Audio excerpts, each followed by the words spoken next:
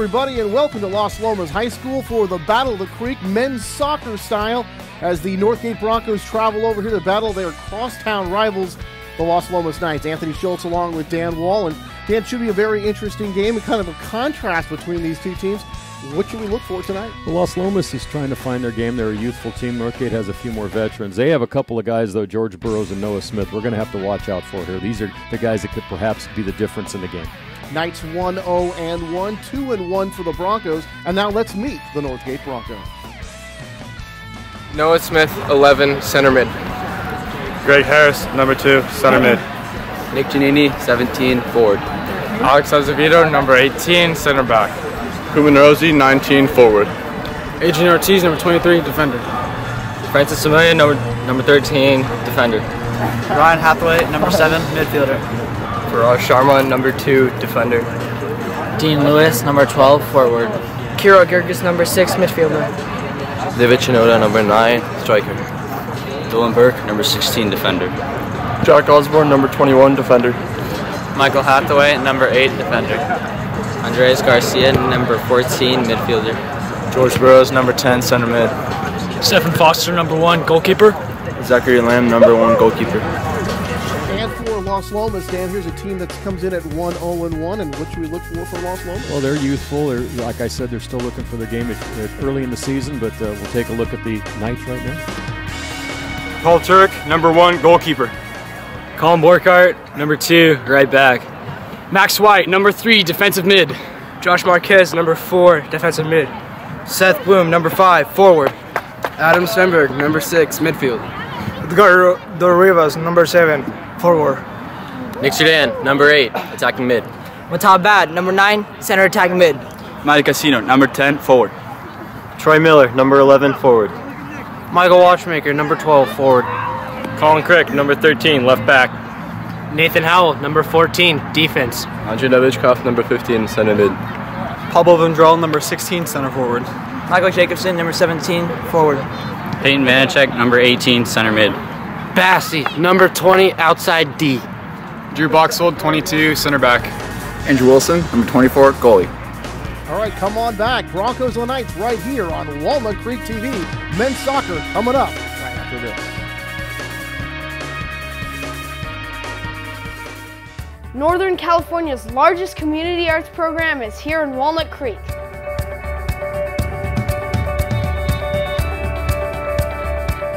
We have over 180 professionals teaching music, dance, drama, and visual arts.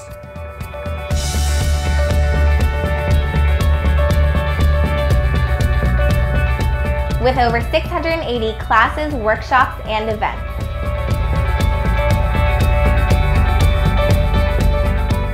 There are classes for youth, teens, and adults.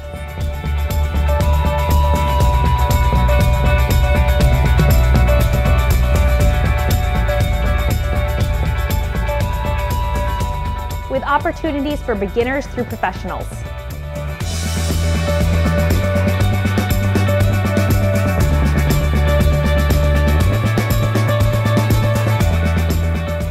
Find your spark.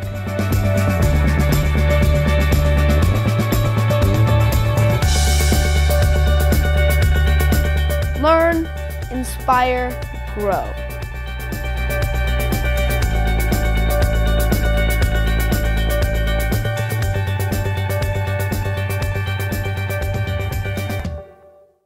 Get your skate on. Imagine twinkle lights, stars above, ice below, festive music in the air, and an occasional snowman sighting right in downtown Walnut Creek.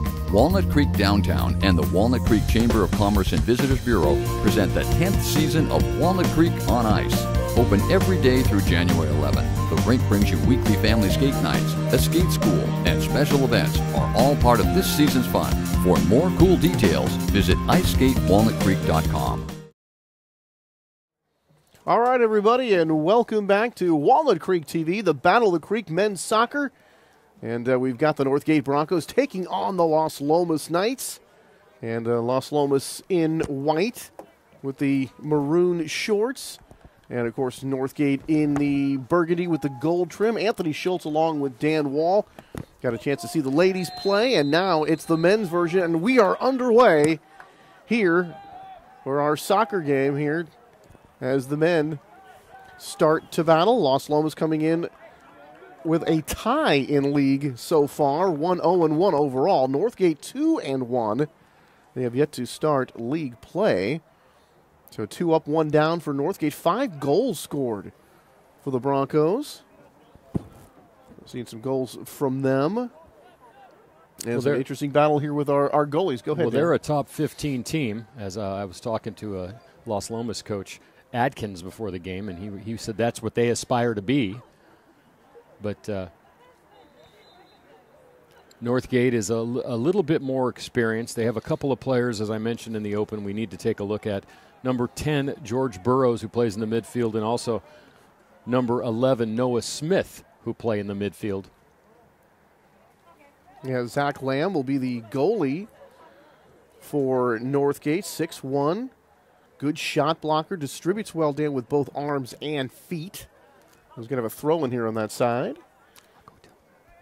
And also a good field player, so he's a guy that can really do a lot of things. Punts the ball really well, which is a big advantage because you can sort of punt yourself right into offensive position.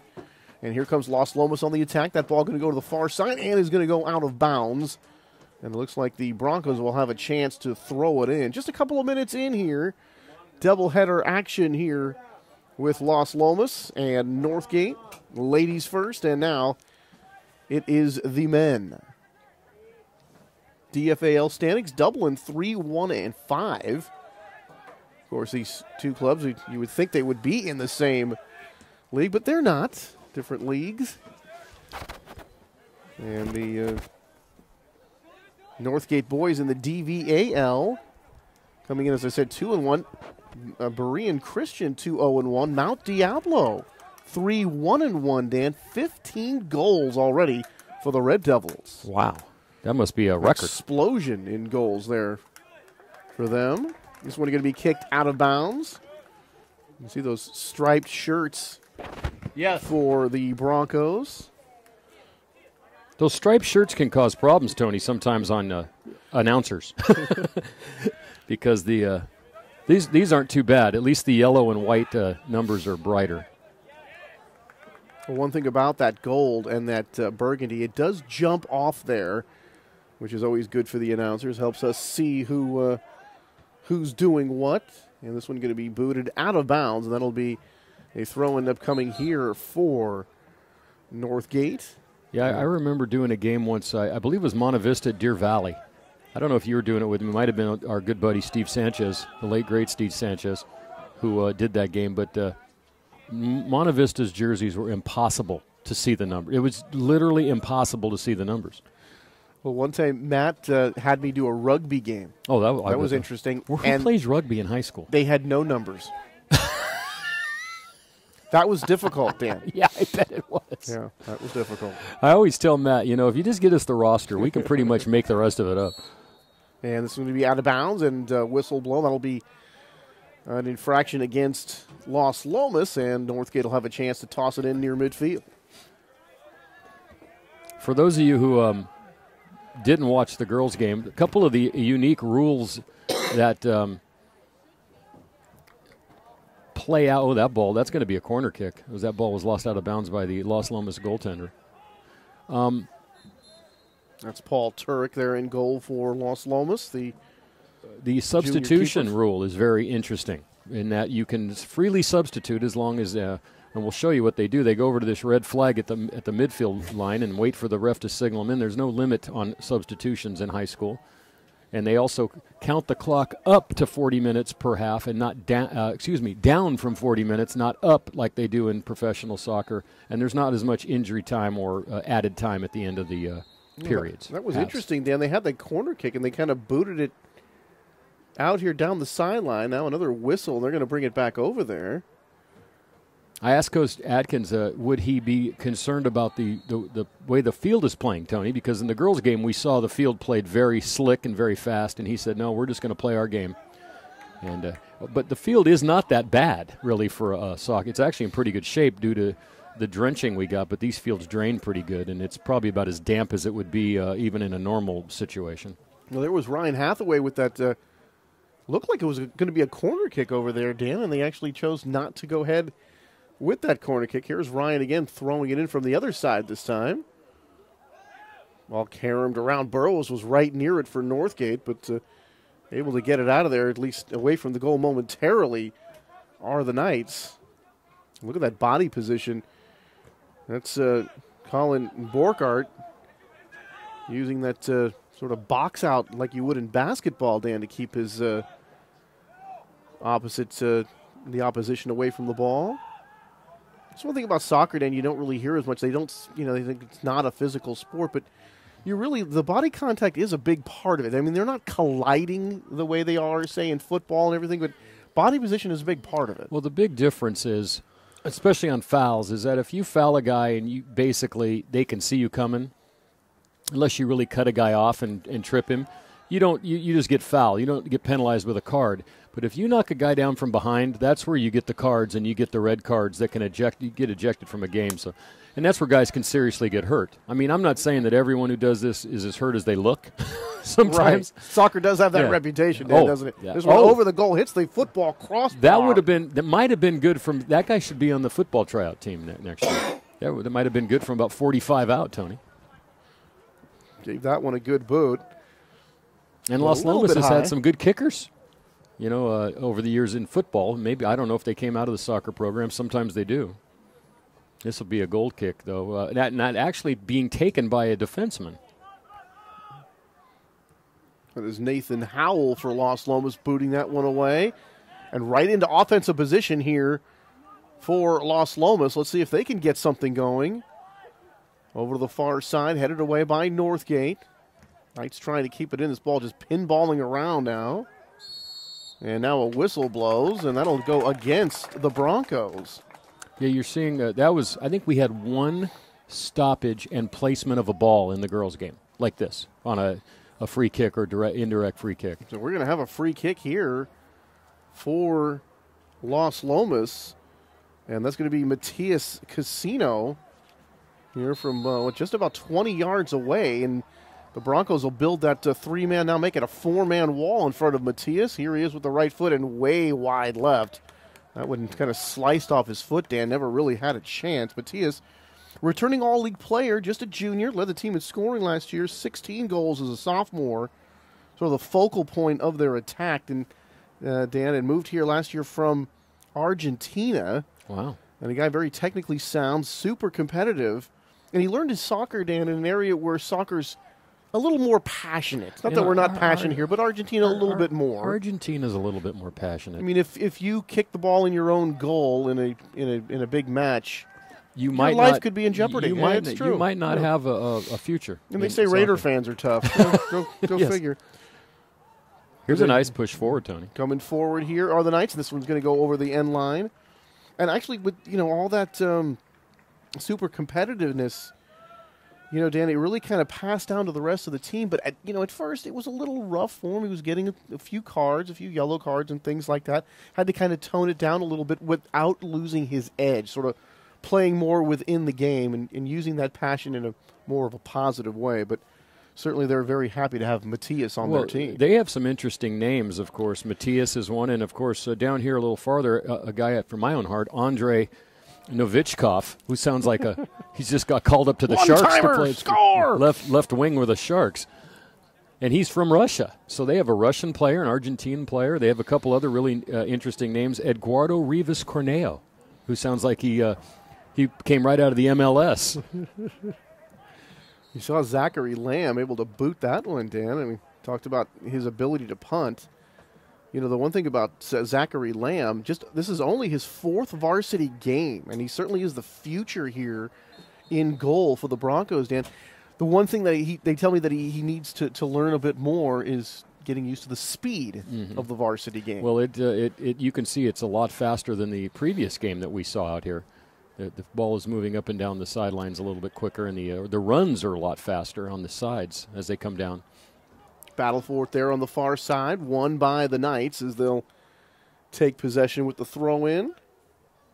Ken Leffel is now the ref. He was working the sidelines in the first game, and I was mentioning to folk, Ken has been a long-time official. He's worked in college football. He works basketball, high school, and now soccer. So if Ken can do, there's Ken. If he can do soccer, he can do just about anything. Yeah. He's done baseball, and I've known Ken for a long time, but he went to Pittsburgh High School. Now I think his grandkids are playing now, so we know how long Ken's been around.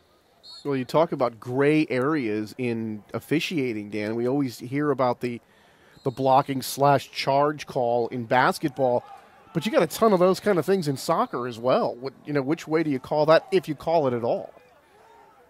I think so. I think the one thing I take out when I was the World Cup was on. I was on the road this summer for 2 weeks, so there was not a lot on, so I got to watch a lot of the World Cup soccer. And the one thing that really frustrates me about soccer is the fake injury thing. Where the guy goes down, and then the minute the ball puts back in play, he's running 100 miles an hour. That's very frustrating, the flopping that goes on.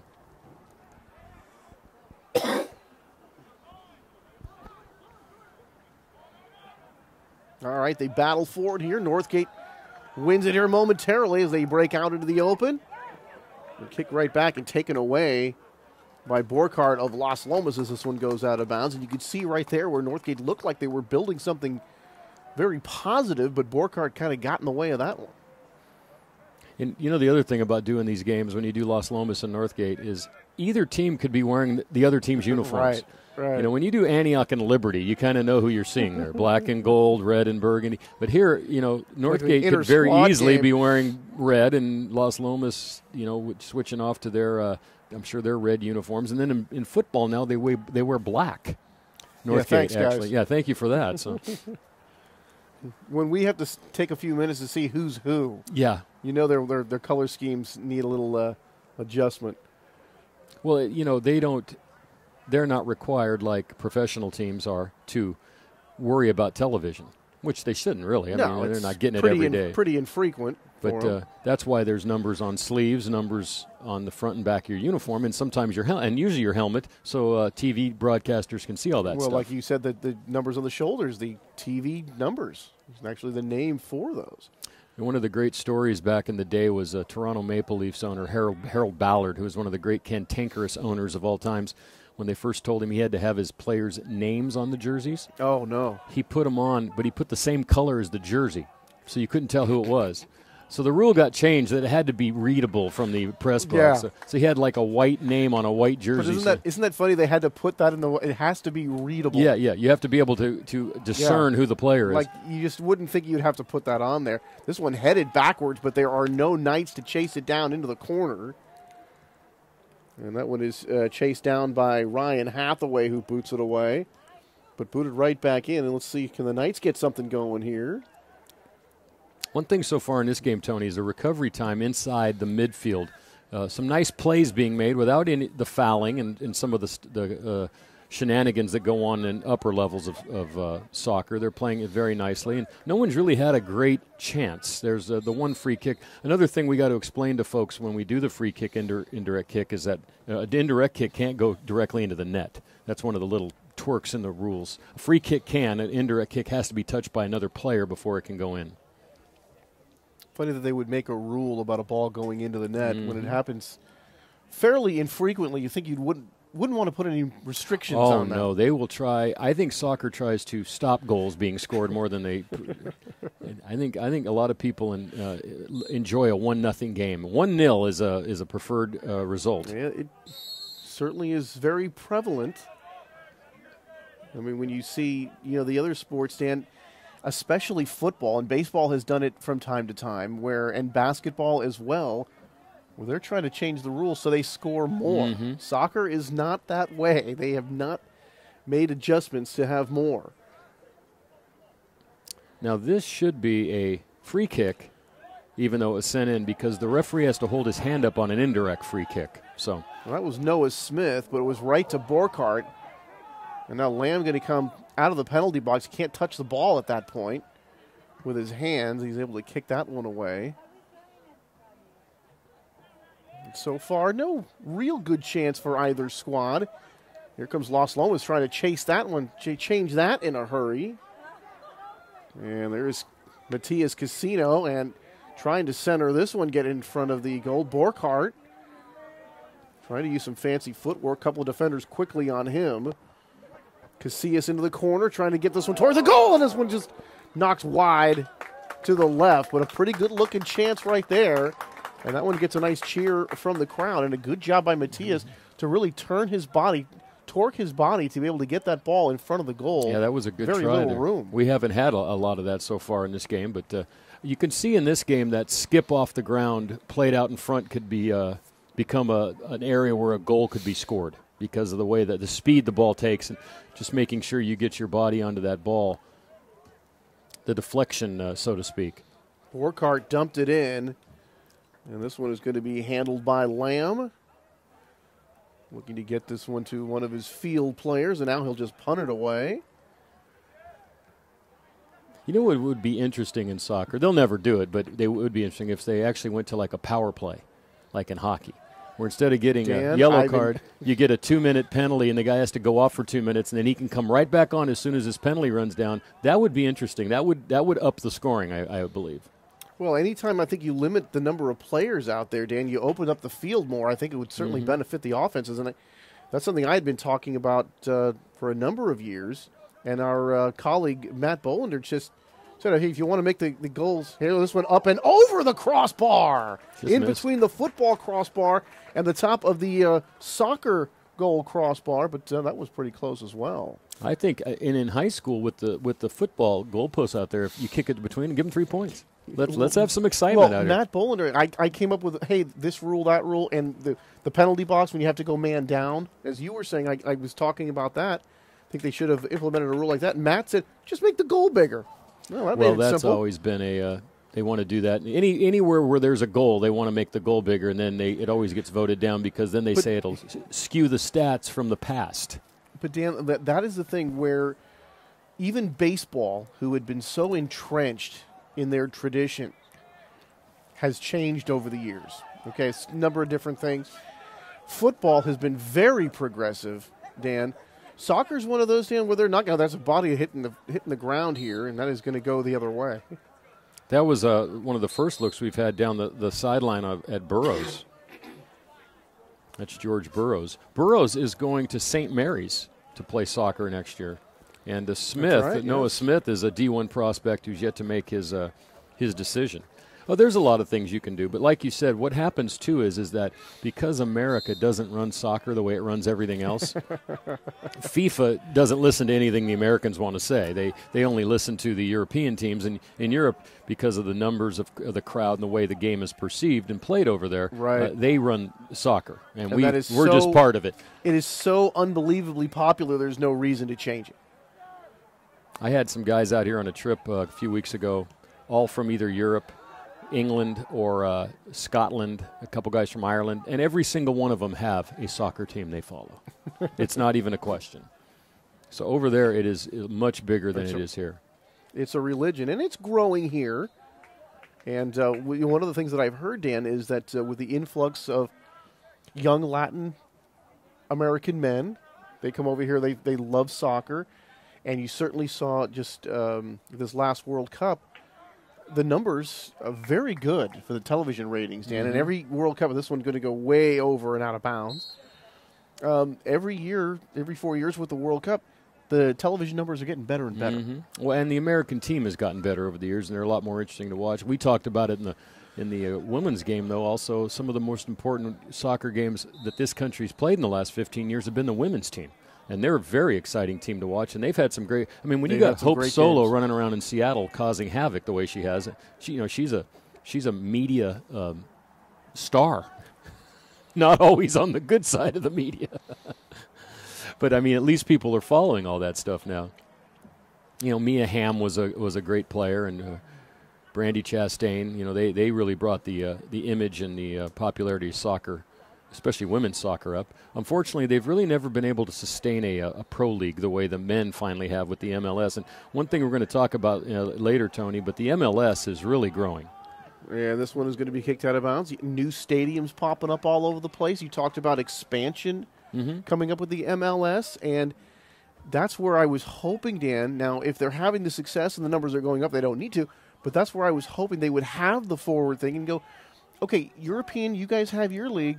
are going to be a little different. Canadian football is different than American football. True. Why can't American soccer be different than That's European true, soccer? But yet to really be it's because it's governed by the one main organization. But anyway, just as you were saying, of course, the San Jose Earthquakes will open a new stadium down by the airport in San Jose in March. It's currently under construction. Moving out of Buckshaw Stadium at Santa Clara, and of course they played a lot at. Oh, that ball was deflected, and that's going to go wide left, but that was very close. And this is a good time for MLS talk because it's ball retrieval time once again. Here we go. So that'll open. They play a game every year at Stanford. They play a game now every year at Levi Stadium. So their profile's looking better, even though their record the last 2 years has not been very good.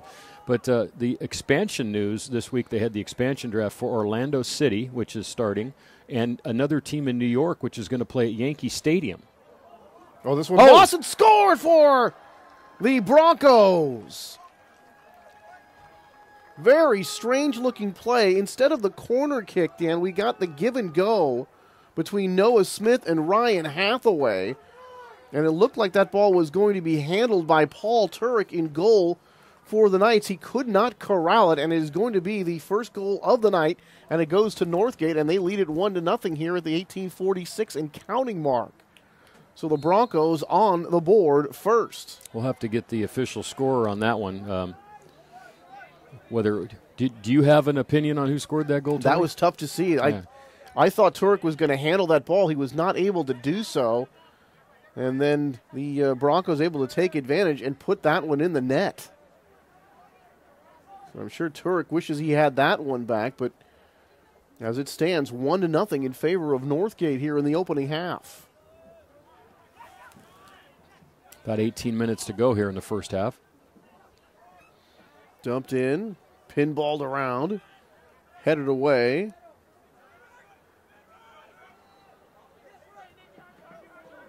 Boy, kind of mishandled that time by Hathaway. Taken away by the Knights, but quickly taken back. And that was Burrows with some fancy footwork and the good defense there. Dumped in, kicked away. Nice trying to get something going here now as they trail 1-0. Beautiful, pretty give and go right there. And Borkhardt had it momentarily as it looked like he got that for number 5, Seth Bloom. That was a pretty looking play. Borkhardt couldn't quite handle it as he lost it, but good looking give and go right there, Dan. And you're seeing both teams run that play very successfully right now. Just to finish that thought on the MLS, Tony, so a new team at Yankee Stadium, a new team in Ottawa next year, and Sacramento and a few other towns are on the docket to be looked at for a MLS team. And Sacramento would build the stadium near the site where they were going to build the new arena for the Kings, and then they eventually moved that new arena construction downtown where they are currently building the new arena for the Kings. So lots of stuff going on there. Also an interesting point, the Chivas team out of L.A. that played in the same stadium, Home Depot Center, where the Galaxy played, they have disbanded. And a new owner has taken that team over, and they're not going to play for 2 seasons, and they're going to come back as a new team in a new stadium in some other area of Southern California. Interesting. So some interesting news in the MLS. And like I said, though, it's growing exponentially with the success in Seattle and Vancouver and Portland. Those teams are unbelievable how many people they draw to their games. It's going to be very interesting to see the ascension of soccer helped out by that World Cup. Certainly, Dan, but when you are seeing new stadiums and you are seeing expansion, especially you talk about that exponential expansion, when you see it at that rate, you know there's got to be a lot of success because obviously that's a lot of big money investment going into that. And they found some good markets. I mean, I have to tell you, in Seattle, after the Seahawks, I think the Sounders are second, the Mariners are third. Wow. That's how popular they are up there. That team is everywhere in Seattle. And, of course, Portland Portland kicked their minor league baseball teams out of their stadium so they could refurbish it to make it a soccer-only stadium. And that was a good move because the Timbers draw huge numbers. Vancouver draws huge numbers. Well, soccer's certainly growing. The TV numbers absolutely bear that out. Coming here to the near side. Here comes Northgate. See if they can get this one centered. That's Samia, Francis Samia. This one's going to go out of bounds. Defended nicely that time, again, by number 2, Colin Borkhardt. And Colin's certainly working hard on both ends of the field tonight. We called his name quite a few times. Now they don't go for the corner kick. They didn't do it last time, and it resulted in that goal. But it looks like they are going to do it this time. Yes, they are. Kind of low, headed away by the Knights. And it's going to be chased down by Noah Smith. That's where you have to make that play and make sure it doesn't get through when it's low like that. Boy, Noah Smith around a whole bunch of defenders, able to get it in the middle of the field, give them at least somewhat of a chance. But did you see Noah just kind of weaving through everybody that time? There was 4 white shirts around him, Dan, and he was able to get around 3 of them and get the ball to a teammate, to Michael Hathaway, number 8. Well, Coach Chappell told me before the game that Noah Smith can pretty much do what he wants. That was pretty much his comment. So he, as a leader and a veteran on this team and a guy that's going to go on and play soccer next year when he leaves Northgate, he's definitely a solid player. Now Noah Smith, as this one goes out of bounds, attacking midfielder, brilliant attacking player. We just saw some of that. Technically polished, 2-footed player, Dan, which means that he can use both feet and hit for power with both. Every guy here has 2 feet that I've noticed so far. They all have 2 feet, but they don't play the ball as well. That's true, but they're all 2-footed players.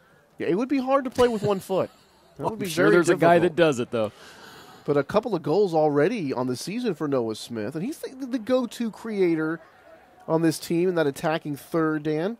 And he can penetrate on the dribble, and he can penetrate with the pass.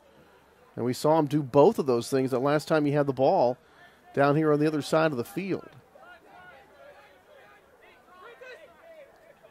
1-0 in favor of the Broncos.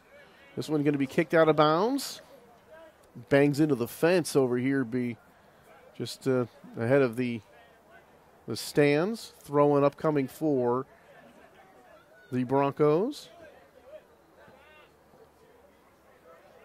Into the corner and over the line. Well, you can just see you got to have a little touch on the ball tonight because there's not much stopping the ball. And once again, Tony, we have to come up with a retrieval system for the ball here at the. Usually, there's about 90 kids standing around an MLS field to throw in the balls as they go out, but here there's only a couple. And Borkhardt had that one go out of bounds. There's somebody helping him with that retrieval there, Dan. I'll make you happy. Yes, I'm. Now a whistle blows.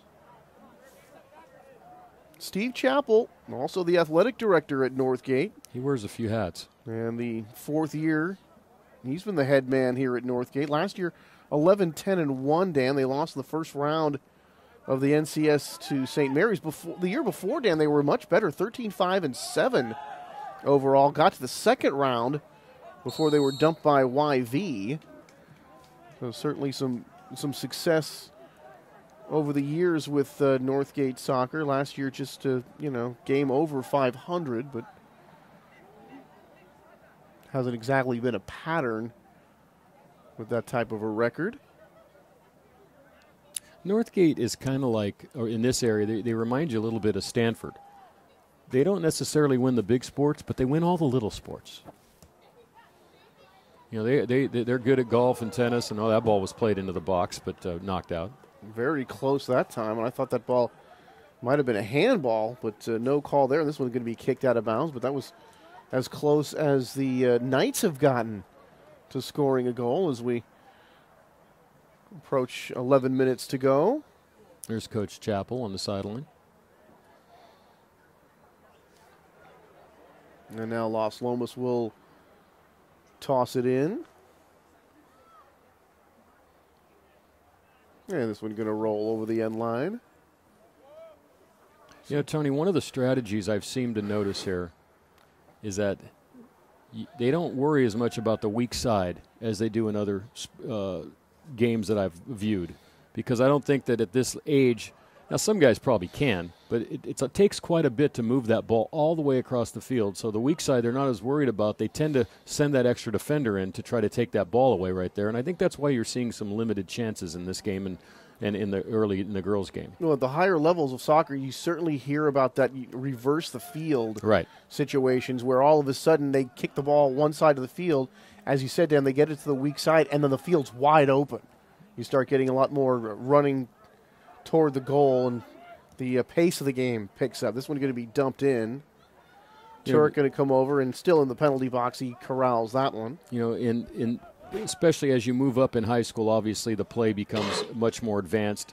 The players are a little technically better and more talented and trained, but they still are not at that professional level where guys that can kick the ball 80 yards all over the place. But when you get to the higher levels, Dan, the funny thing is the scoring usually goes down, not up. That's because of the defense and the way they're trained. So in watching soccer, covering it, used to cover it for the Contra Costa Times a little bit way back in the day. And then with Comcast, still, Dan, you like to see the ball, put into the net. The lower level, the high school level, I think a little more exciting, actually. It's a little more open. It can be because of the way the defense is. And the goaltending sometimes is just such world-class goaltending. Absolutely.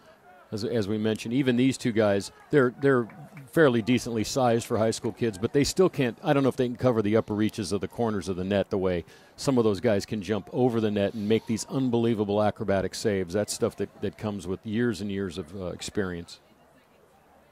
Paul Turek, just a junior, third year on the varsity. That's one thing about this Los Lomas team, Dan. They don't have tons of seniors, but they do have a lot of juniors with a lot of varsity experience. This one near the goal and kicked away, and Northgate's going to able to clear this one.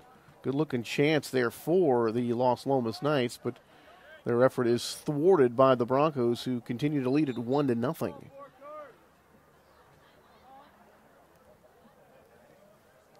It's not a bad crowd here tonight either, Tony. I've been to a few high school soccer games where you could count the attendance on a couple of hands. There's probably a couple hundred people here watching this game tonight. And it's probably due to the proximity of the schools just down the street from each other. And this not what you'd call a real inviting night. No, it's to be out. It's getting kind of chilly here tonight. Not raining, thank goodness, but it's also the temperature's really dipped. It's also the second to last Friday before Christmas. And after yesterday, in a day where most people stayed home, unless they were knuckleheads like me and went to San Jose to watch the Sharks play, which of course I would do if I had to walk. They're probably out now at the mall because they had to stay home last night, and it's Friday night. You are hardcore getting out in that rain. Someone reminded me last night that they actually canceled a game once against Detroit back in 15 years ago, and I actually made it to the arena. I was one of the few people that actually made it. Corner kick and a beautiful play by Lamb as he makes the stop. Diving to his right, Zach Lamb. And you talk about a good shot blocker, and there was one right there. That was a great-looking chance for Los Lomas, and Lamb made a great save. Best save of the night so far. And once those corner kicks, Dan, instant offense, and we certainly had it there. And now back the other way comes the Broncos, and quickly surrounded by a whole bunch of red shirts. A whole bunch of white shirts, excuse me. And that was a situation, Dan, where trying to see who that is. It looked like he was in a position, Dan, where he wanted to take one of those players. Is that number 8 or number 9? I believe that's 9. Yeah, it's 9. It's Shinada. David Shinada, the senior. And he looked like he wanted to take one of those defenders in a one-on-one play, and then all of a sudden it was 4 against 1. Now, see, this is where the substitution becomes interesting because you can take out a guy who just went on a long run like that and rest him for a couple of minutes. You cannot do that in regulation soccer, professional soccer. That's an interesting play there, is to get that guy out of there. They forced a corner. It was a good move because the defense was kind of lost there for a minute on the what to do with that ball, which was close to the goal. Noah Smith's corner kick, that one kind of faded away from the goal, Dan, like you were talking about with the right-footed kickers on the far side of the field. And nobody able to get a head on that one as we approaching the 5:40 mark of the first half. 1-0 in favor of Northgate.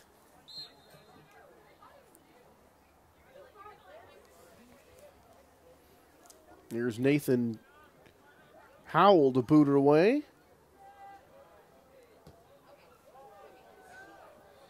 Good looking kick by Nathan all the way to midfield. This one going to be dumped in.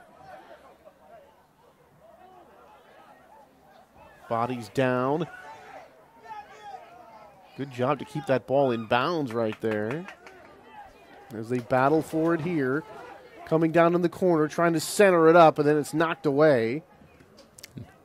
That was Seth Bloom, number 5, who just headed it again. And Smith made a nice play. That's that interesting play, Dan, when you get down in that corner, you've got to like sort of torque your body around and get that ball to go back to the left, trying to center it for a teammate. Well, I believe it was Serdan who made a nice little touch pass to the wing that time to try to set up that cross. Well, that is just a tough angle to go with that cross pass right there, Dan. Very difficult to get, a whole lot of steam on that ball. Here comes Northgate the other way. This one booted in, misplayed, and then finally recovered by Paul Turek. So almost allowing a rebound that time was Turek. That could have been disastrous here for Los Lomas.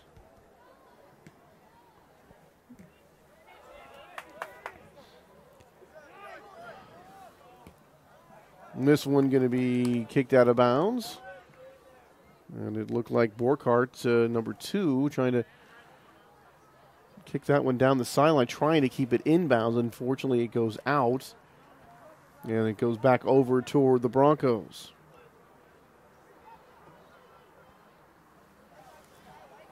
Just under 4 minutes to go here, Tony, in the first half. And it's been a pretty even game. I'd say Los Lomas... or Northgate, has had the better of play, but it's not as one-sided as the girls' game was.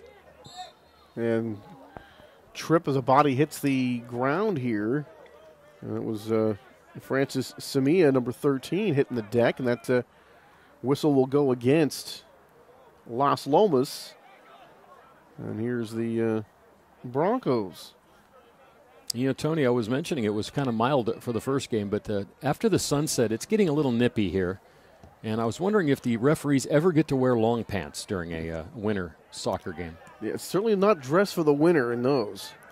Although I do like that color blue. The blue stands out. I'm impressed with that blue, yes. Very nice. Nice royal blue. Well, one thing I like about it, they're actually wearing blue. When they say, hey, blue. Remember that? When I umpire softball, I wear red, and they go, hey, blue. I go, why do you guys stick with the blue? How about hey, red?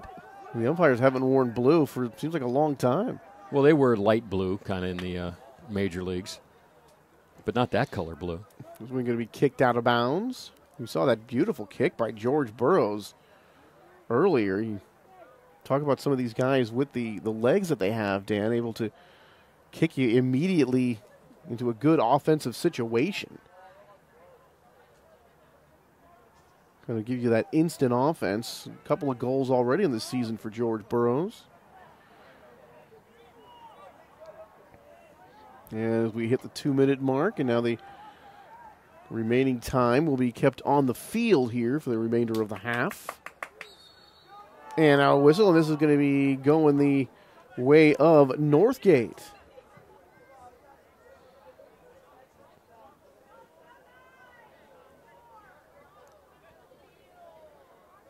So the basketball seasons are underway, soccer seasons, Tony, wrestling. Interesting time of year as we head in. A lot of teams, of course, at the end of next week will be off for 2 weeks unless you're playing in tournaments.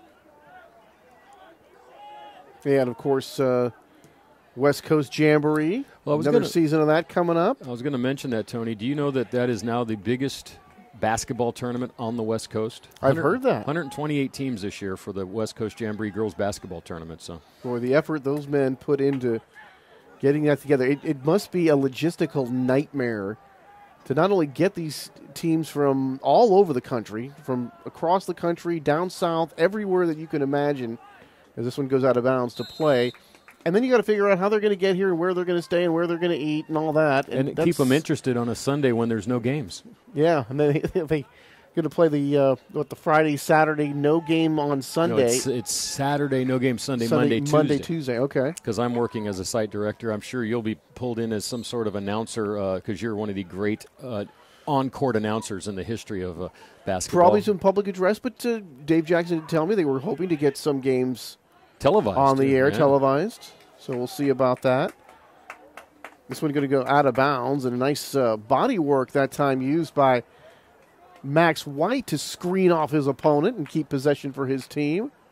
And there's another example of the way you can use your body in that to gain advantage. It's a very, it's a subtle thing, but and there's halftime, Tony. And that will do it for the first half. So the Northgate Broncos with a 1-0 lead on the road here in the Battle of the Creek. Stay tuned. You're watching Walnut Creek TV, where TV comes home. We'll have the second half for you coming up right after this.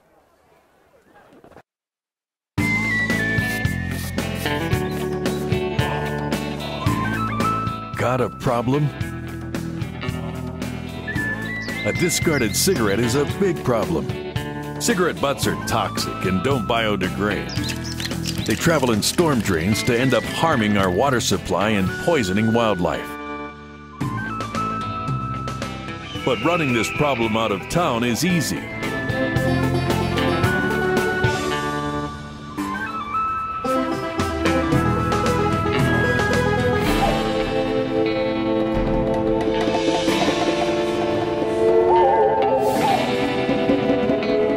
Take a stand. Put cigarette butts where they belong.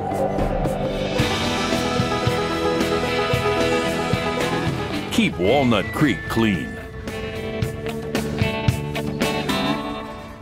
Get your skate on. Imagine twinkle lights, stars above, ice below, festive music in the air, and an occasional snowman sighting right in downtown Walnut Creek. Walnut Creek Downtown and the Walnut Creek Chamber of Commerce and Visitors Bureau present the 10th season of Walnut Creek on Ice. Open every day through January 11th. The rink brings you weekly family skate nights, a skate school, and special events are all part of this season's fun. For more cool details, visit iceskatewalnutcreek.com. And we are back. Walnut Creek TV, where TV comes home. Men's soccer in the second half of the men's matchup. The ladies earlier today, 4-0 in favor of Los Lomas, and Northgate, the boys, trying to return the favor as they lead at 1-0 here as we begin the second half of play. Anthony Schultz along with Dan Wall.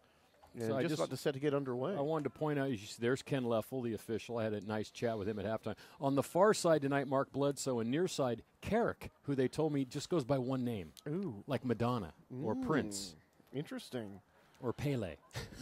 Let's face it, the people with one name, you got to be pretty cool to pull that off. Now, Ken Leffel, as we mentioned, longtime official, he's actually the assigner for basketball, soccer, baseball, and softball.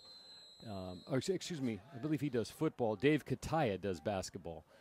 So they have and Dave Kataya actually assigned me back in the early 80s when I first started officiating basketball. So Dave used to be a law enforcement, I believe he was the sheriff, might have been the sheriff, or worked for the police department in Martinez, and he's a Pac-10 official. And I see Dave all the time doing arena football. As a matter of fact, he was on the great series with the LA Kiss that was on this year, and hopefully it'll be on next year, great reality series. That was Casino with the shot on goal, and Lamb catches on the fly. So some early action here to start in the second half. 1-0 in favor of Northgate so far. Still trying to get a handle, Dan, on who scored that goal.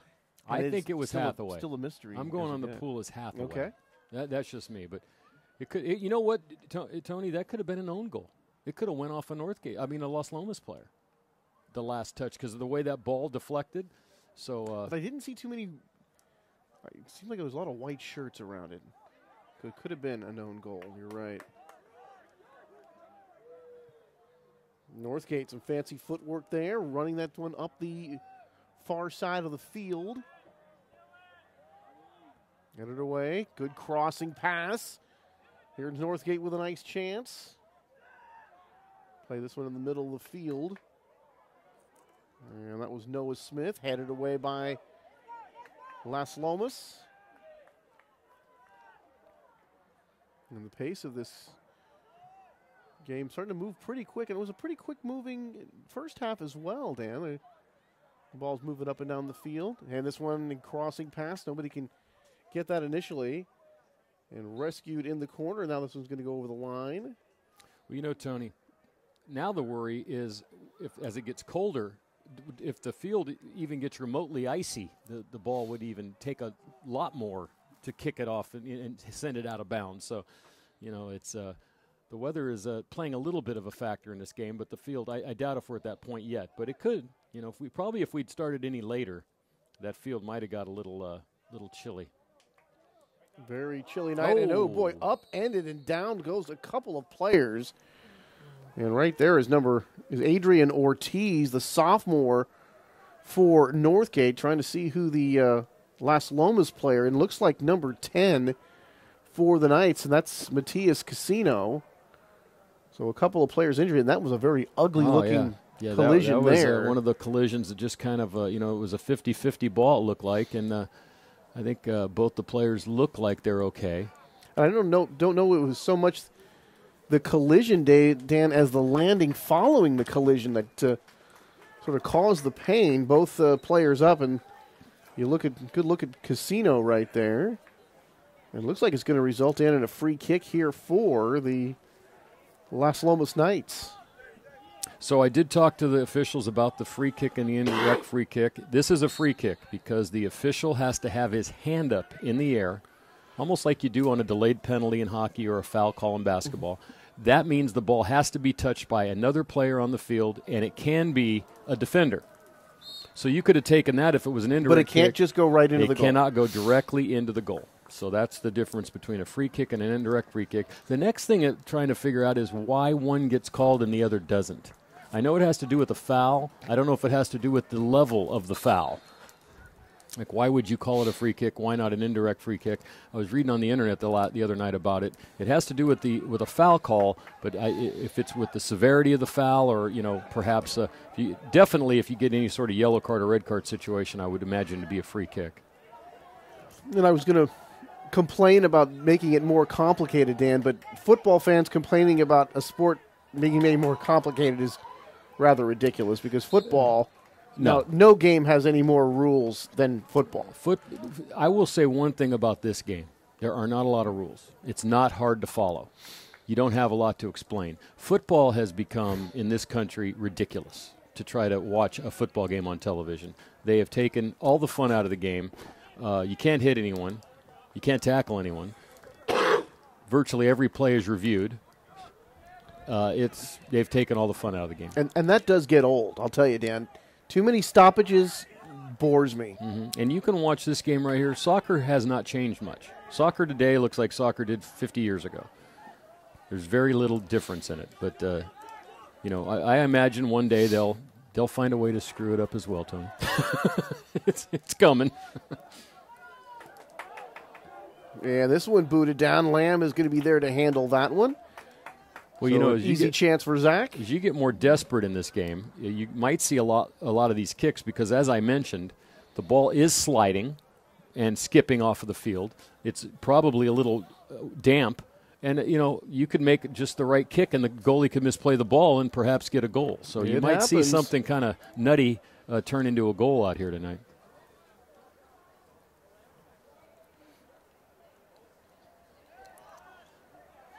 And taken away by the Knights as they race it up the far side of the field, and quickly returned by the Broncos. That'll be a throw-in on the far side coming up for Las Lomas. But I'm just talking about the ascension of soccer, Dan. As we're seeing it on the upswing, it will be interesting to note to see in the upcoming seasons how well the MLS does.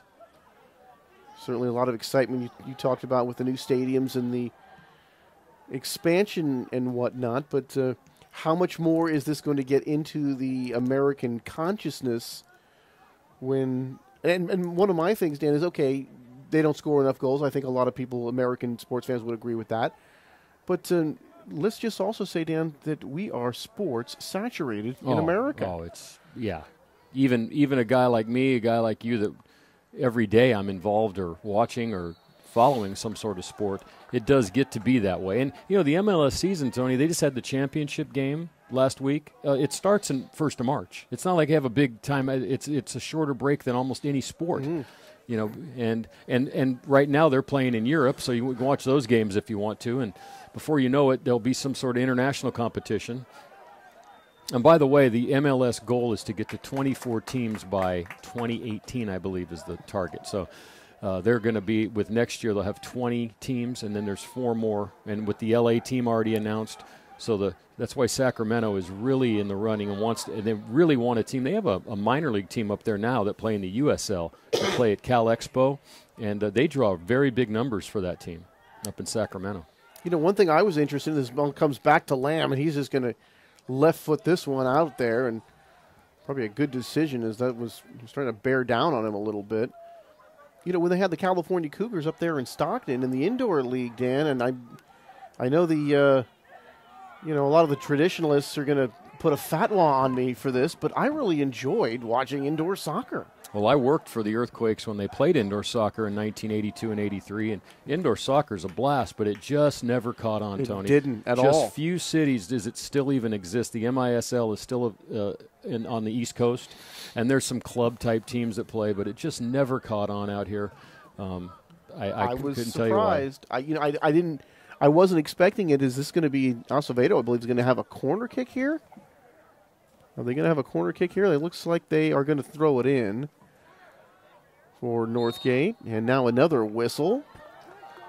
And Northgate's going to lose possession here. That was a strange turn of events. Can't really tell you why that happened there, Dan. But anyway, it goes back over to Las Lomas. But getting back to the indoor soccer, Dan, watching a particular game with the California Cougars, it was on TV one night, and they're racing down the field, look like they're going to score a goal. The goaltender, another whistle, makes a fantastic stop, outlets to one of his guys. They get a fast break going back the other way, bam, bam, bam, a couple times across, and they score a goal. I'm thinking, I'm surprised American fans didn't like that more. I'll tell you a story. In '83, the Cosmos, it's 83 or 84, played indoor soccer when they had Shingalia and some of the big players of their day. And over 10,000 people turned up in the Oakland Coliseum Arena to watch that game, and it was probably the best indoor soccer game I ever saw. The Earthquakes won, I believe it was like 8-7 or 9-8.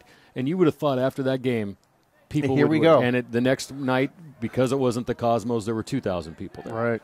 Well, that's the way it goes. This one going to be dumped in. And you know the New York Cosmos are back.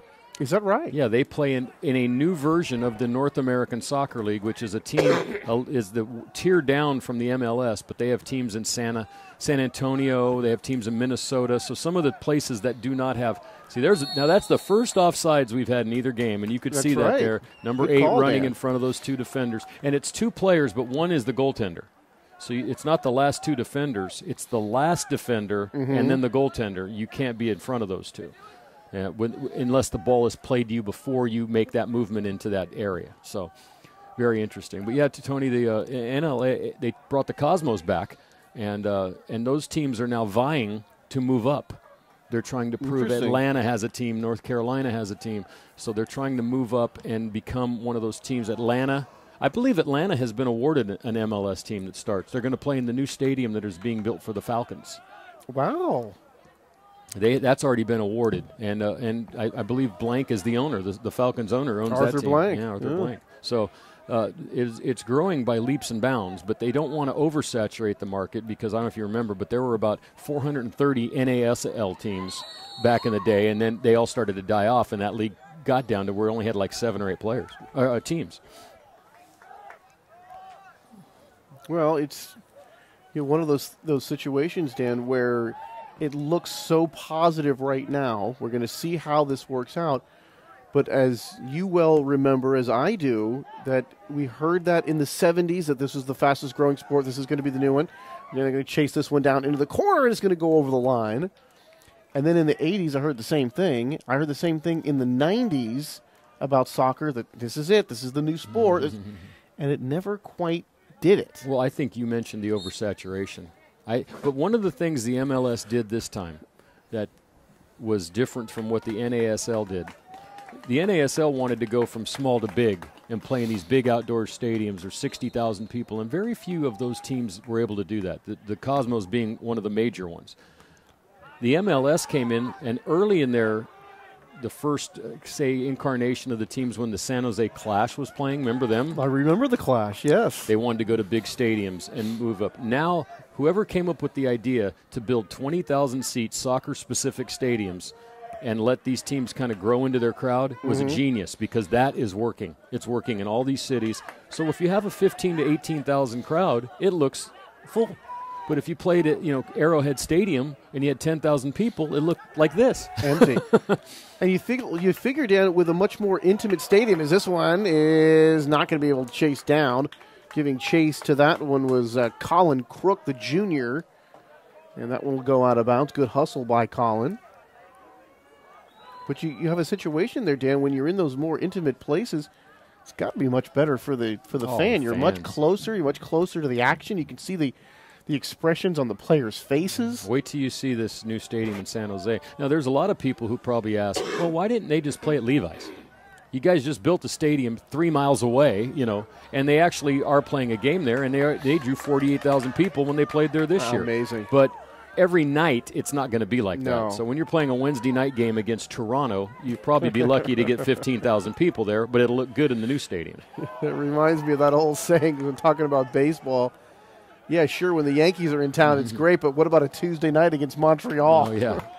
Well, actually, there was a time when the Montreal Expos were worth going to watch on a Tuesday night, but, But generally speaking, they weren't anybody's major rival, and nobody was real fixated on the Montreal Expos. Well, that's why soccer is interesting now, and it is talked about a lot more. And more people know who the San Jose Earthquakes are in this area than before. And Tony, there's been 4 different San Jose Earthquake franchises. Yes. 4 different teams that came in and played. And I still miss the old red and white and black with the earthquake ball, with the soccer ball splitting like an earthquake logo. I wish they'd go back to that one, but they seem to be fixated on the same blue that the officials are wearing. Didn't they have a mascot that was the, what's the earthquake meter? The Richter scale. Richter scale. Didn't they have the Richter scale? I think his name was Richter Scale. Yeah, that's funny. And he shook a lot, so... like a big bowl of Jell-O. Tony, there's a 25. I got to say, it's better than the crazy crab. Well, the crazy crab, of course. Wasn't a big fan of that one. Well, Lucille's good. I do remember the day they threw the vodka bottle at Crazy Crab and knocked him out in his outfit. That was funny. It wouldn't be so funny if he'd gotten seriously hurt, but he awoke.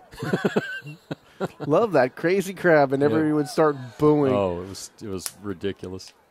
All right, this one whistle's going to blow, and they're pulling up a yellow card. Here we go, our first card of the game. That is the first card to number 15. That's Novikov. So Andrei Novikov going to get the yellow card. Of course, Dan, they do not have to go man down. He has to come out, but replacing him now is Serdan, Nicholas Serdan, the sophomore. So he comes into the game. So we've seen our first offsides. We have our first yellow card. Yeah, things are starting to pick up. We have a goal. We have a goal. We had a collision, but we've yet to see a flop, a real flop. All the collisions have been legitimate collisions tonight. Very much so. And Turek coming out to rescue that one. Chance to see Paul boot this one.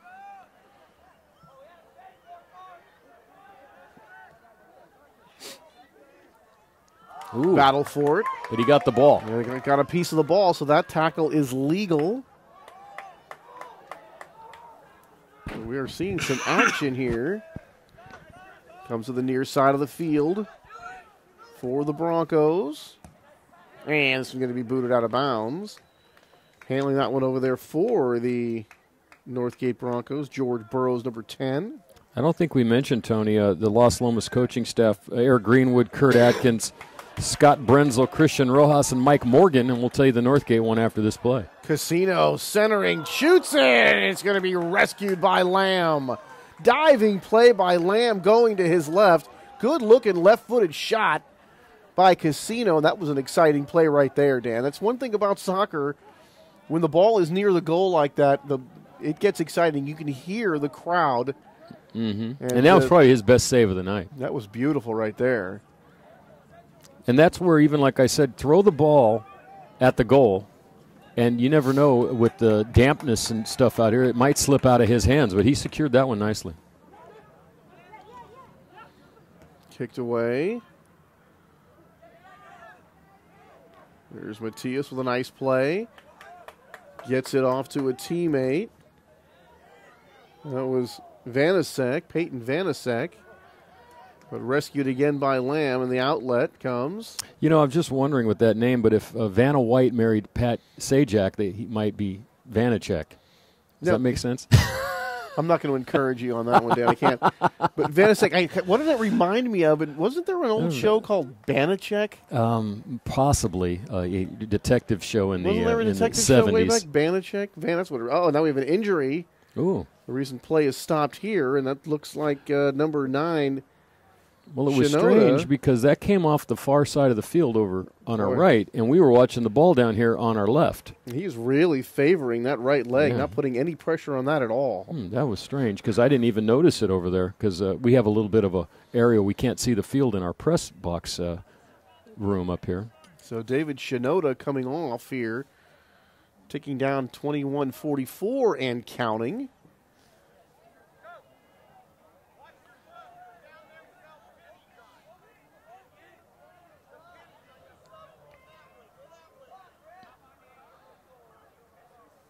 Seems to be some confusion about the substitution here. I think he said something about the players or the way they were coming off. There's Ken Leffel. Now, the Northgate coaching staff is Steve Chappell, Gabe Cienfuegos, John Carr, Dan Mariani, and Elliot Tyrus. All right, now play resumes. Kicked here to the near side of the field.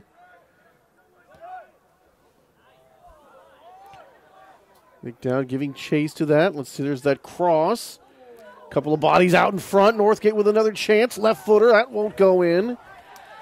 And it looked like booting that one away was Andrew Buxhold, number 22. It was. He made the defensive stop there. That was a big play right there. That ball was dangerously close to the goal right there and could have been the second goal for Northgate. And that would really put Las Lomas in the soup here as we get near the 20-minute mark. I haven't heard that one. No? In the soup. That's a good one. That's a Vin Scully one. Oh, is that Vin Scully? Oh, yeah. Well, of course, you're a Dodger fan, and I'm not. Did they trade anyone else today? Everybody's a fan of Vin Scully. Oh, I love Vin. You got to love Vin. I applaud Vin every time I'm there. Did they trade anyone else today, though, the Dodgers? I did not see that. They traded Kemp yesterday, I believe, wasn't it? Is that true? I did not know someone told me last night they traded Kemp to the Padres. So, ooh, that was a kind of a dangerous play, too. But I guess, once again, the ball. You get a piece of the ball, you're okay with that tackle. Casillas working against a whole bunch of red shirts, tries to get this one off. And, damn, that, even though he made such a good attempt, it looked nearly futile. Was he going 1-on-5 right there? Well, see, the reason why, and this is why that rule, you had Pablo Vendrell down there as well, but he had to stay on side. And you always talk about increasing the scoring, Tony. And one of the ways you would increase the scoring is if the offside rule was more like hockey, where you went to a line, like, say, the 20-yard line or maybe the 10-yard line, and once you're past that, you can go offside, and you'd get those kind of scoring opportunities, but you just don't. And a lot of times, like we mentioned in the first game, it's because the defense plays up and draws you offside. Right. He made a nice play to stay onside, but it also took him out of any sort of scoring opportunity, leaving his other player 1-on-5, as you mentioned. I mean, Casino was right there, Dan, with a full head of steam, but he was just going against too many guys.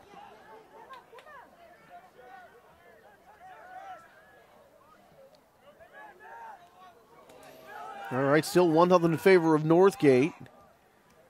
That one coming in the first half. No scoring since. Nice looking play right there to get the ball in the open, and coming out of the goal there to pick it up, coming off his line. And to pick it up is Paul Turek, and that was a dangerous play right there. That's one of those things where, you know, a goalie has to really learn that, Dan, because if you guess wrong and you come out, it's over. Chances are you're going to give up the goal. And to use another food reference, you're toast. You are toast. Yes. And that's funny because last night I had soup and toast. Okay. That sounds not very delicious. It was very delicious. But when I talk to soccer coaches and we talk about goalies, that was always one of the first things they talk about it with a goalie, Dan, is knowing when to come out and when to stay in. And, you have that kind of that sixth sense as to know that, because it is such a crucial play. And then sometimes you get inexperienced goalies that kind of go halfway, Dan, and they're not really covering the goal, and they're not playing the ball either. Yeah, so then then you got to rely on your defense to bail you out. And this one going to go out of bounds, 17.5 and counting.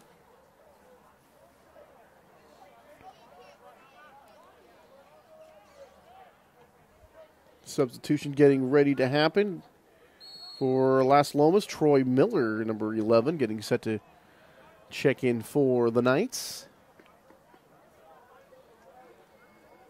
And, the talk always at this point of a game, and when do you make the decision to attack a little bit more, to maybe add a forward?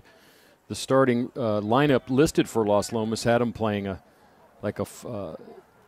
4-4-2. Do you add another striker up front to try to get that tying goal? And how much does the other team pull back and not attack to try to save any sort of situation? I wouldn't say right now, still better than 16.5 to go, but probably as you get inside that 5-minute mark, Dan. And I'd say 10 in soccer. That situation. Of course, you would know more. I was going to say, when do you pull your goalie? You should know more about that than I would. But actually, at some point you got to do it. Last night, just to give you an example, Minnesota pulled the goalie with over 2.5 minutes left in the game. It was 2-1, and they had possession for almost that entire time, and the Sharks just played great defense and got the win. But it's similar to that. And some teams you can send your goalie upfield. And this one's going to be sent over to the far side, and that will go out of bounds. But it's not necessarily a pull your goalie situation. It's just send your goalie as a forward, send him up into the attack, which then leaves the net empty. When you get to those situations, Dan, where it's like, okay, we don't want to give up another goal, but either we score one or we lose.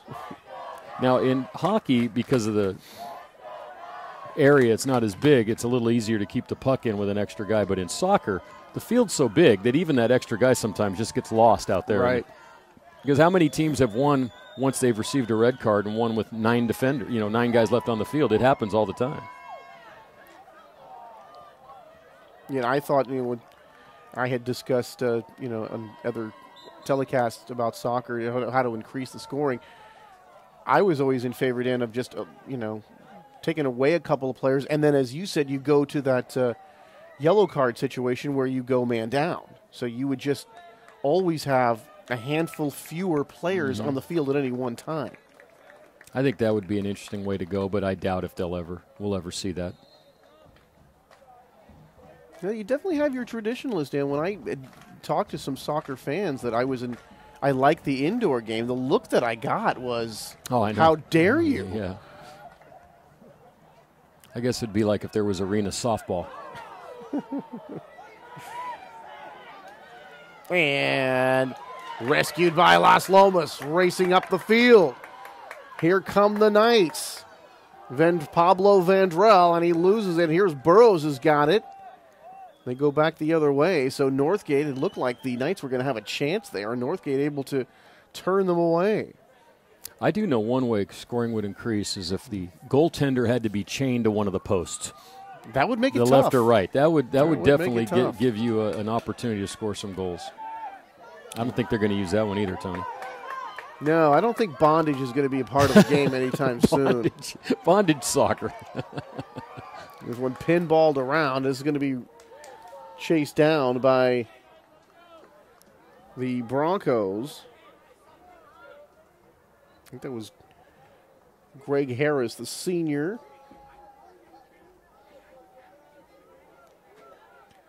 And now here's Adrian Ortiz to boot this one away.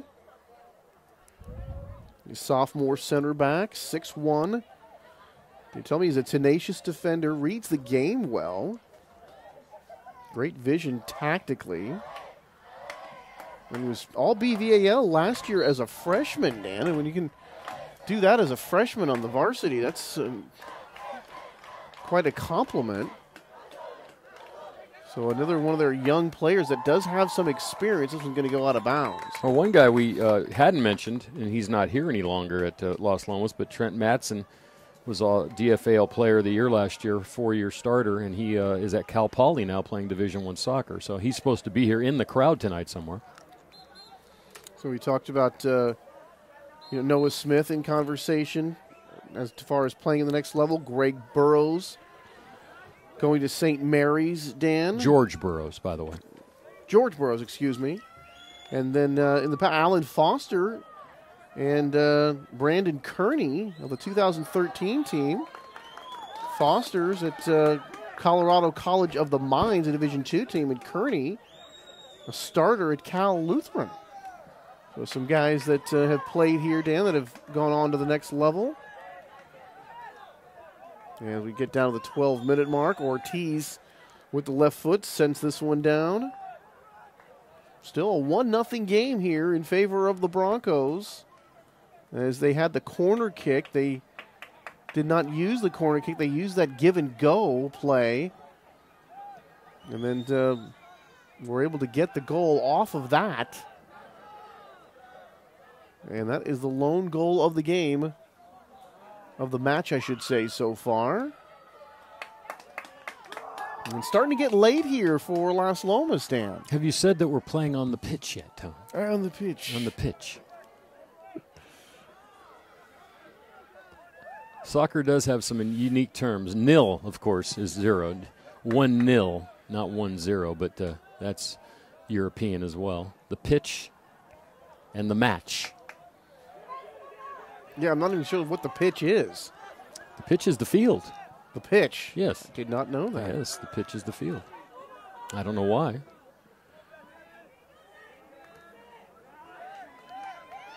Knights play this one back. Play this one back to Turek. Kick back to him.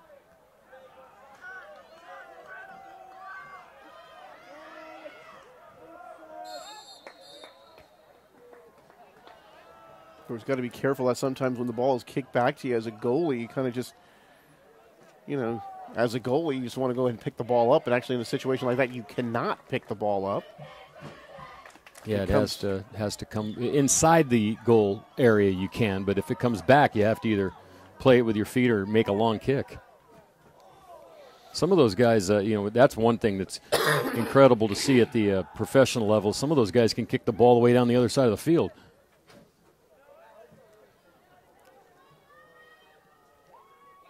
Here's George Burrows. Had it momentarily.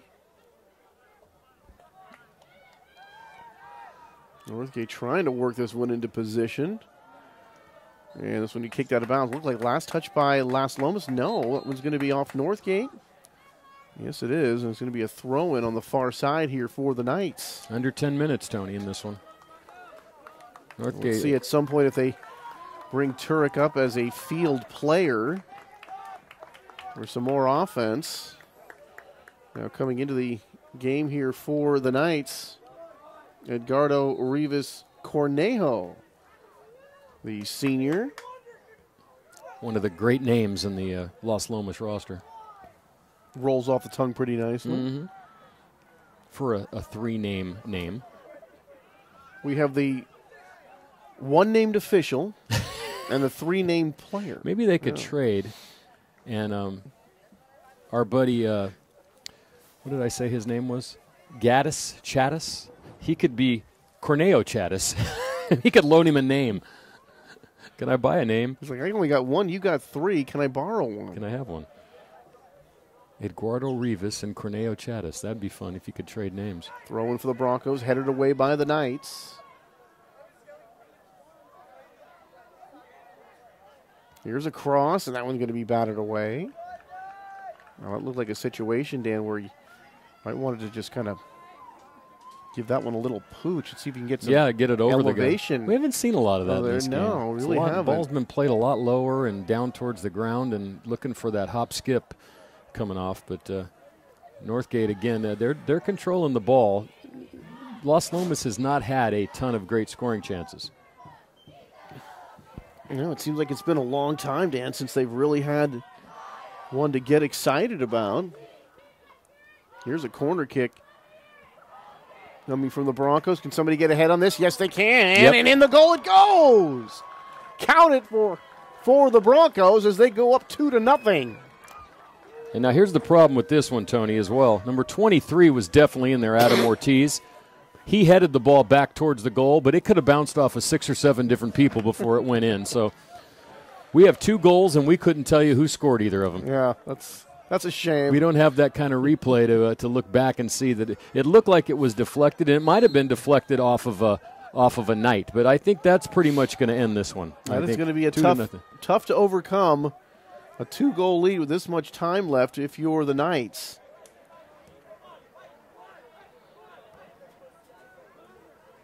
So the second goal is scored, one in the first half for the Broncos, coming off that non-corner kick. And this one here, and now it's a 2-0 advantage, and they're going for 3.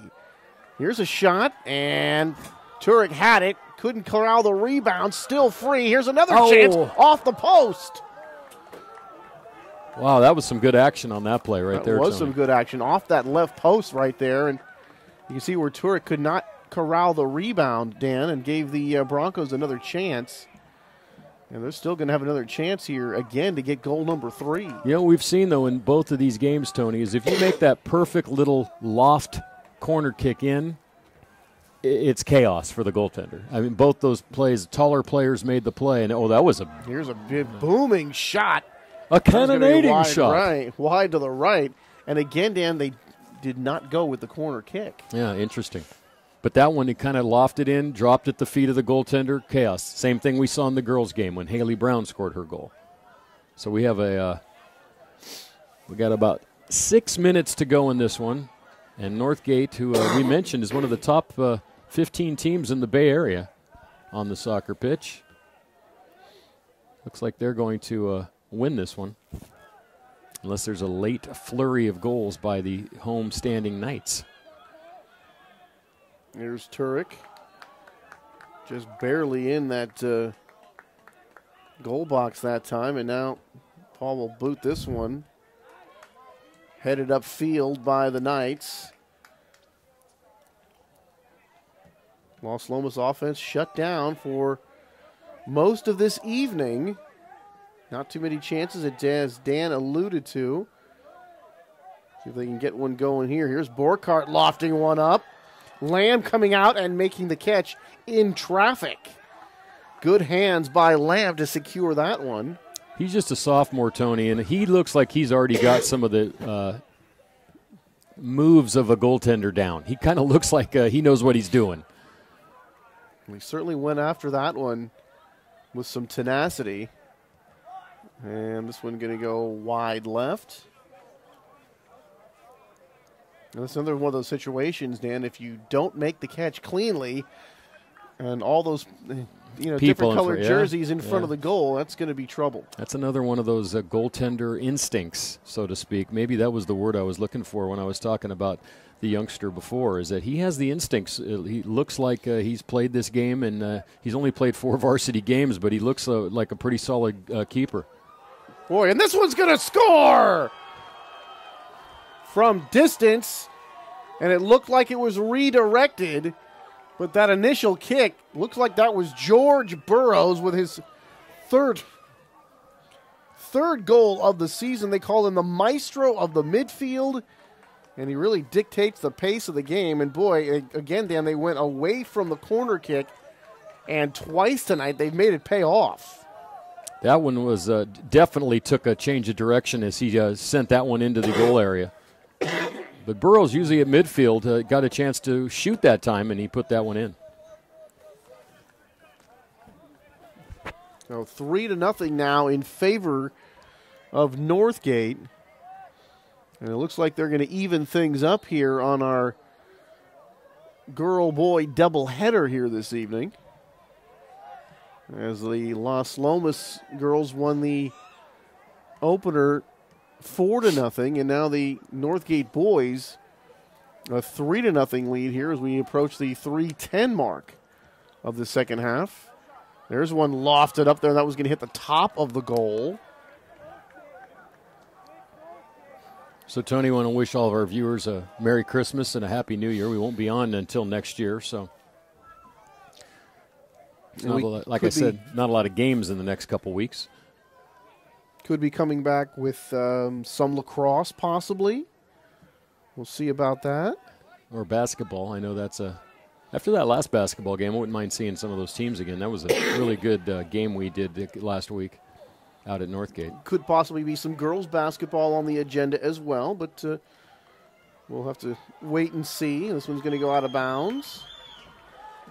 So that'll be a corner kick. Here comes Borkart. So Colin to do the honors. Let's see if Las Lomas can at least get on the board here. Is count 214 and counting. Colin. Ooh. And this one's going to bounce off a couple of players. That was headed goalward, however, Dan, before it pinballs off a couple of players and bounced away from the goal. Here's one cross, and that one's booted up and over. Boy, so good scoring opportunities there. That was probably their best of this game.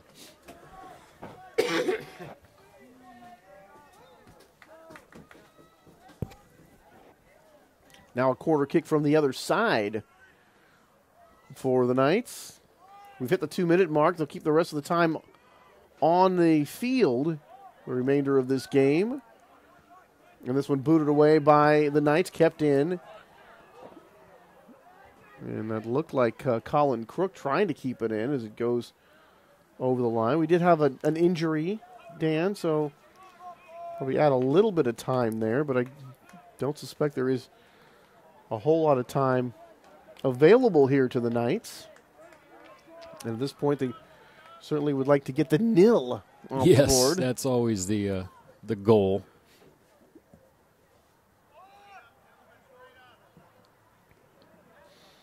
But I tell you, Northgate is impressive. They play fast. They've moved the ball well. Oh, good-looking move right there, and he sends this one way up high and over. That would have been a rouge in the CFL. Just missed the goalpost. But I think they got to add that, Tony. Here's some of my suggestions. Either chain the goaltender to a post or make him play with his hands tied behind his back for 5-minute intervals. You pick the 5 minutes. Ooh, interesting, Dan. Offside rule, of course. Use a line, not the back defender, and 2 minutes in the pen. They should put a little penalty box down there too. You have to sit in anytime, and then you have to play a man down. So I think those are things that would increase scoring. And, all for it. Yeah, and it'll never happen. I always used to say too that if you move the goals closer together, there would be more scoring opportunities. Plus, you could play the ball from behind the goal and pooch it directly over. See, that would be like lacrosse and hockey. That would be interesting. Yeah, that'd be interesting. None of this will ever happen in our lifetime. None of this is going to happen. No, but it's fun to talk about. It's a 3-0 game here, so no problem with the Northgate offense, Dan, as the Broncos are going to go to 3-1 on the season. Get them closer to Mount Diablo. Of course, have yet to play a league game. And we talked about that coming up against College Park on the 15th. And this will probably be Las Lomas' last chance to score here in this game. This is something that's up to the ref's discretion. A lot of times, you'll let the team have one last chance when they have the ball in their area and they're down.